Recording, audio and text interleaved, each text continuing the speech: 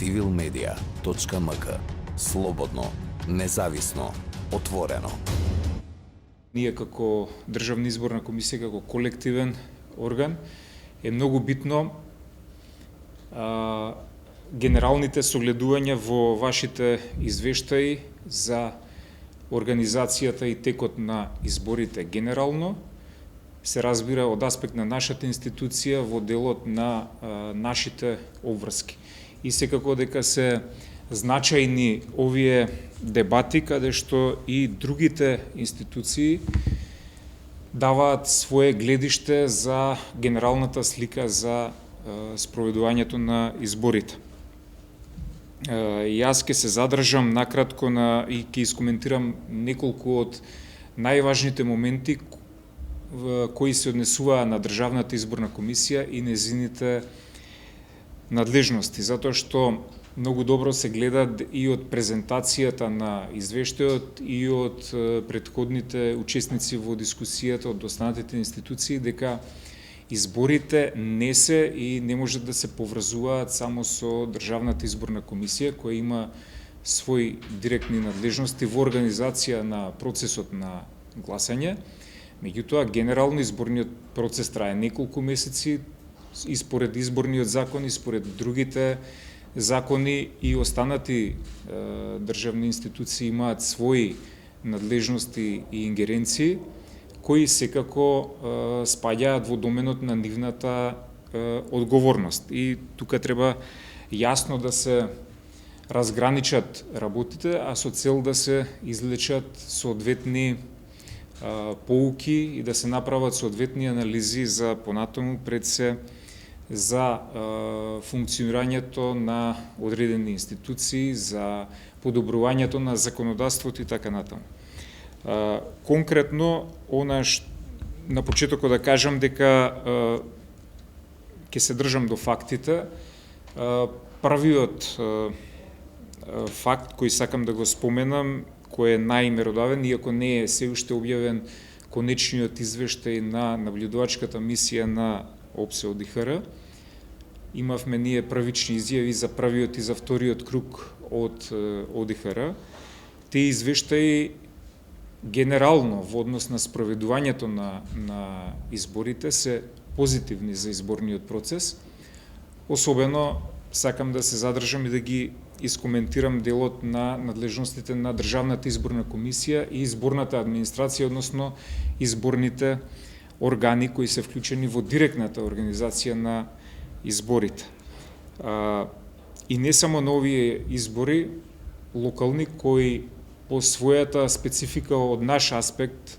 се најсложени и најтешки за организирање, а дополнително на тоа, по самата природа на нештата, затоа што има и мнозински систем и пропорционален систем, затоа што дел од надлежностите ги имаат и општинските изборни комисии, туку и поради други факти кои беа специфика на овој изборен процес, а тоа е новите измени на изборниот закон со кои се воведоа уредите за биометриска идентификација на гласачите, како и терминот кој се погоди да пред овие избори имаме комплетно нов реизбор, односно заврши мандатот на постојната изборна администрација. Тоа се отприлика 21.000 лица од државната јавна администрација и плюс 14.000 што по закон се партиципиенти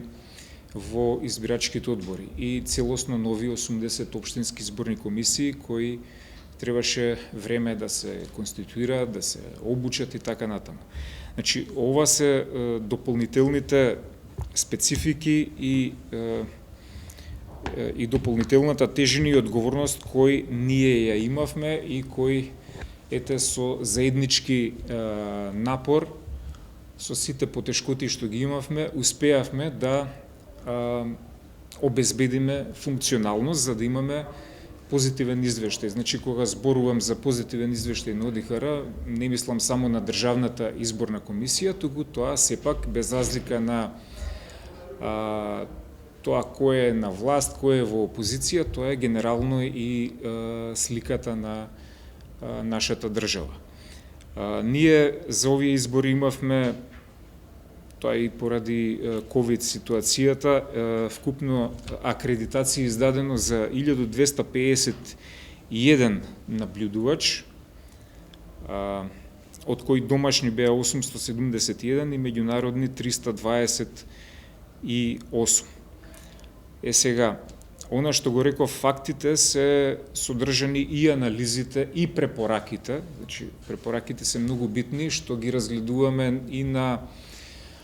ниво на меѓуинституционални работни групи, каде што партиципираат и политичките партии, затоа што спецификата на изборниот закон е што мора да се обезбеди соработка на сите чинители во процесот, бидејќи е потребен и консензус во парламентот за било какви измени на изборниот законник и меѓутоа е потребна и праксата која извештајот на ОДИХР во голема мера многу објективно ја одразува, но и праксата која ние сме обврзани како ДИК и ја имаме согледано и ја презентираме онаму каде што е место и во соодветна форма, за да ги запознаеме надлежните со нашите потешкоти во примената на законот. Конкретно за Државната изборна комисија, како што спомна и господинот Дерала во воведот, точно е дека влијаат ненавремените измени на законот врз потребното време и простор за организација, за имплементација на измените. Меѓутоа, како што знаевме и умеевме, со заеднички сили успеавме крајниот резултат да биде позитивен, односно да спроведеме избори. Значи, она што се стратешки обврски на Државната изборна комисија се да имаме, за да имаме избори, да имаме изборна администрација, да имаме изборни органи, да имаме нивни обуки, да имаме избирачки список, да имаме гласачки материјал, гласачки ливчиња и да имаме изборни резултати. Ова најново беше и имплементација на фингерпринтот, а сето измеѓу техниката, администрацијата, логистиката и сите други операции беа наша грижа за која не треба секако да се жалиме, тоа е наша работа, меѓутоа и наша одговорност која за среќа со заеднички напори, како што реков, успеавме да ја сработиме. И затоа и не само на овие избори, туку и на неколку избори наназад, зборувам за фактите, ниту имавме, ќе ја спомнам од 2018 референдум, од 2019 претседателските избори, 2020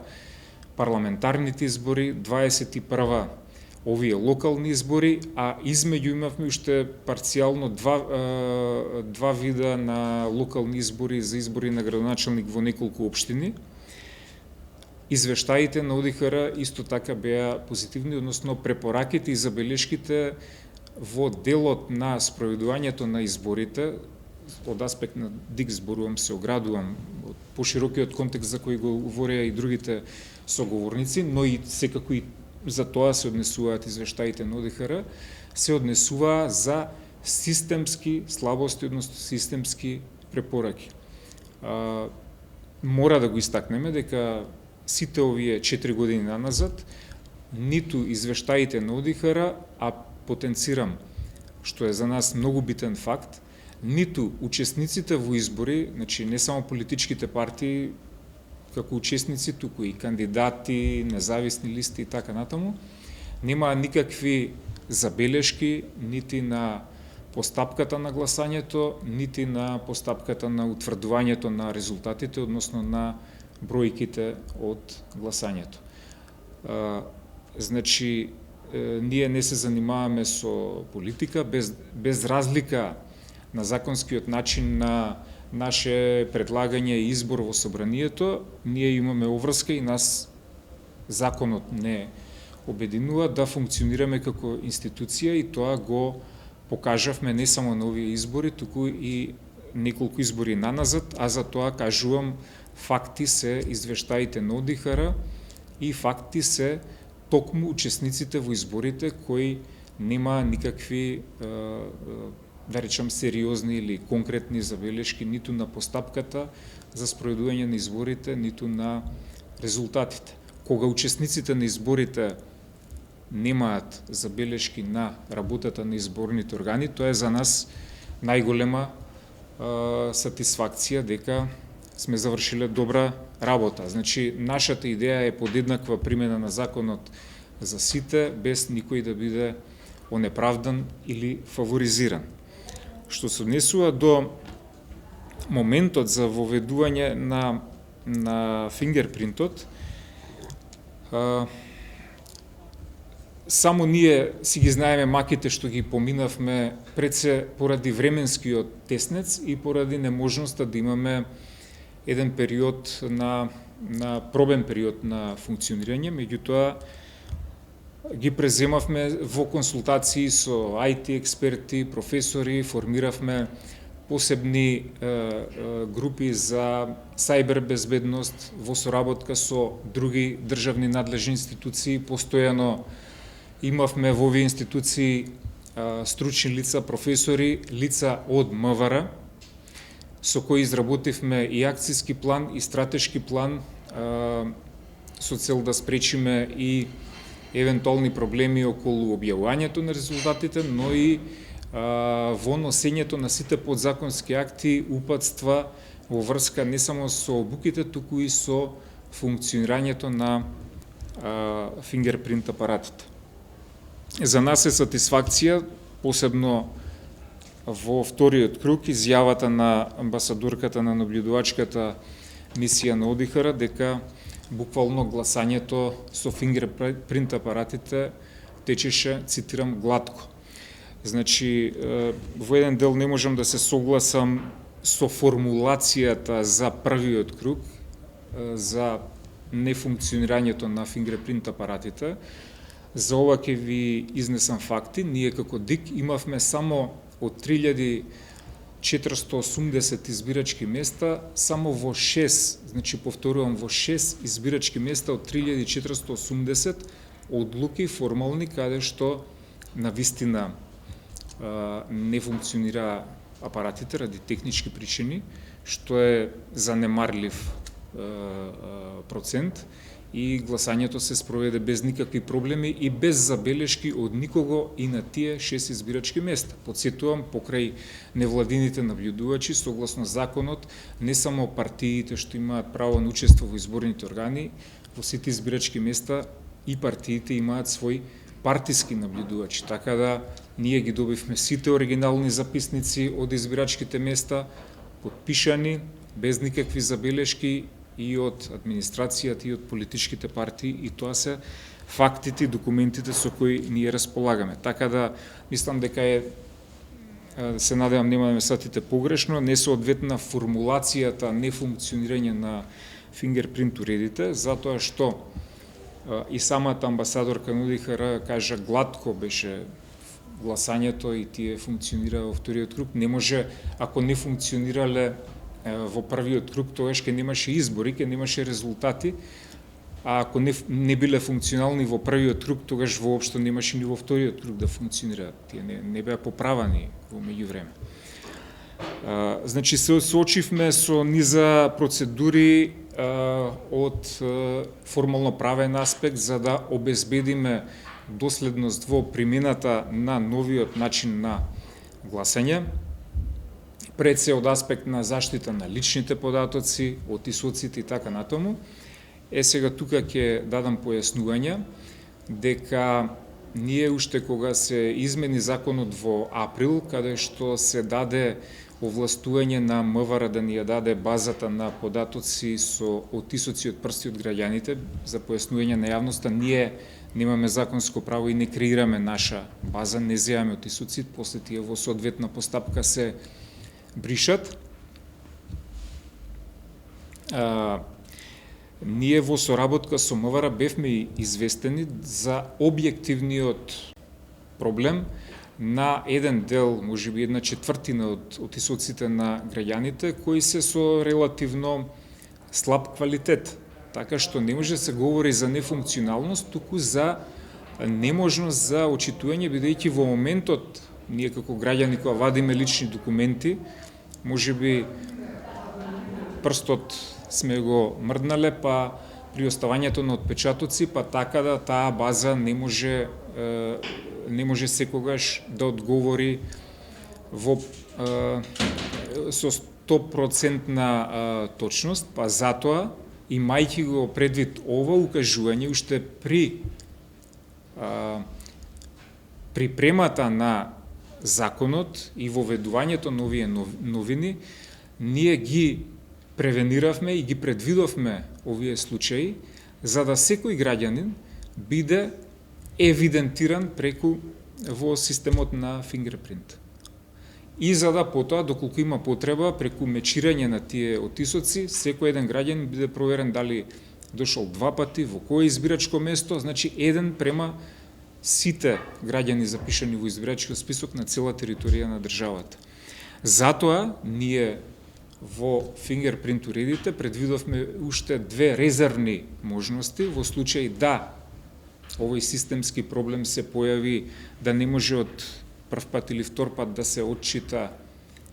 отисокот, да се прејде на отисокот од левата рака на показалецот, како втор бекап. Третиот бекап беше поставување и инсталирање на МРЗ скенер за отчитување на пасошите личните карти, значи и преку тоа се идентификува граѓанинот во уредот, и на крајот третата, односно четвртата резервна варијанта е преку внесување на матичниот број. Значи немаше шанси, немаше теорија да било кој граѓанин гласа без да биде внесен, идентификуван во уредот на еден од овие 3 начини. Евентуално и чекор понатаму одевме да предвидовме и предложивме во законот да се остава и отисок од прст во вакви случаи, кога се работи за идентификација со овие резервни варијанти, и на хартиениот извод од избирачкиот список преку отисок на прстот на графитно перниче, што ако имаше потреба и после изборите со нивно скенирање и тие можеа да се проверат и мечираат со целата база во целата држава. Така што тоа функционираше. Имавме и конкретен пример за еден од приговорите во општина Дебар, каде што тоа го направивме и уредот ги испорача сите барани податоци, дури и статистички податоци, колку гласале мажи, колку жени на избирачките места, кој во колку часот гласал и на кој начин е идентификуван, дали со отпечаток од прст, дали со скенирање на личен документ, дали преку внес на матичен број. Така што апсолутно целосно функционираше овој систем. И со тоа и ние допринесовме за еден чекор напред, беше поздравен на крајот на криштата и од политичките партии, како учесници во процесот, а ние немавме ниту формални приговори во врска со функционирањето на овој дел. Што се однесува до изборната администрација, на брзина која го ја чита вашата брошура, неподготвеност на изборната администрација, ајде да речеме дека делумно можеби има аргументи за една ваква формулација, меѓутоа повторно фактиве што ќе ги изложам се следните. Токму ради превенирање на ваквите работи, на наша иницијатива до парламентот, односно до предлагачите на законот, се изгласаа во април измени на изборниот закон, каде што на наше барање беше прифатено и предвидено изборната администрација, значи избирачките одбори и општинските изборни комисии, да ни се овозможи да ги избереме по случаен избор пред распишувањето на изборите. Да не го направевме тоа, значи сите проблеми ги предвидовме. Да не го направевме тоа, ние да не речем можеби ќе имавме многу лоша ситуација за спроведувањето на самата постапка на гласање. Тоа го направивме за да имаме доволно време да се изврши изборот, да се пронајдат луѓето, да се исконтактираат, да им се достават решенија. Има објективни фактори за кои исто така треба време. Тие решенија од кога ќе ги добијат имаат право по законот луѓето ради семејни и здравствени причини евентуално да бараат изземање. Некои го изгубиле во меѓувреме статусот на државен службеник, некои објективно не се присутни во државата, се на службен пат или поради природата на нивната професија или работен ангажман, не можат да бидат во изборниот орган. Сето тоа во неколку наврати требаше административно и технички да се организира, зашто беше потребно време, за да бидат функционални овие органи и за да и членовите и замениците членови на сите изборни органи, ја кажав, бројката е вкупно 35.000 без општинските изборни комисии, значи заедно администрацијата и партиските членови, да се обучат. Имавме доста добар одзив, негде можеби до 3/4 од оваа бројка на обуките. Обуките ги спроведовме во 2 наврати, значи интерактивни обуки во помали групи до 30 на лица, не само ради ковид протоколите, туку и да обезбедиме реална примена на обуките, реална презентација на обуките, не примена, од страна на нашите обучувачи. Сертифициравме повеќе од 120 обучувачи кои ги финансиравме, ги плативме, направивме програма посебна за обука и сето тоа е нотирано во извештајот на ОДИХР, значи обука зборам на изборните органи. Обуката, периодот беше специфичен. Ако не го направивме тоа да почнеме во текот на летниот период, мај, јуни, јули и август, немаше ние да стигнеме после 6 август кога се распишаа изборите. Затоа законските измени ни овозможија на наше барање порано да го почнеме овој процес, а секако колку ние теоретски добро да ги осмислиме приречниците и сето тоа, без изборни органи ќе немаше кој да го спроведе тоа, така да одговорноста ќе беше наша. Значи во оваа прилика благодарност и за посветеноста на изборните органи, бидејќи и тие сносат дел од заслугите за успешно организираниот изборен процес. Значи кога зборам за изборен процес, пак дигресија правам и појаснувам дека ова што го зборувам сето се однесува за денот на изборите, за изборните органи, за надлежностите на ДИК и изборната администрација, значи за гласачките места, за самиот процес и постапка на гласање. Иако реков на почетокот, изборите не се изборниот ден, изборите не се само ДИК и во таа насока треба да се прават сите анализи, да се извлекуваат заклучоци од тоа. civilmedia.mk. Слободно, независно, отворено.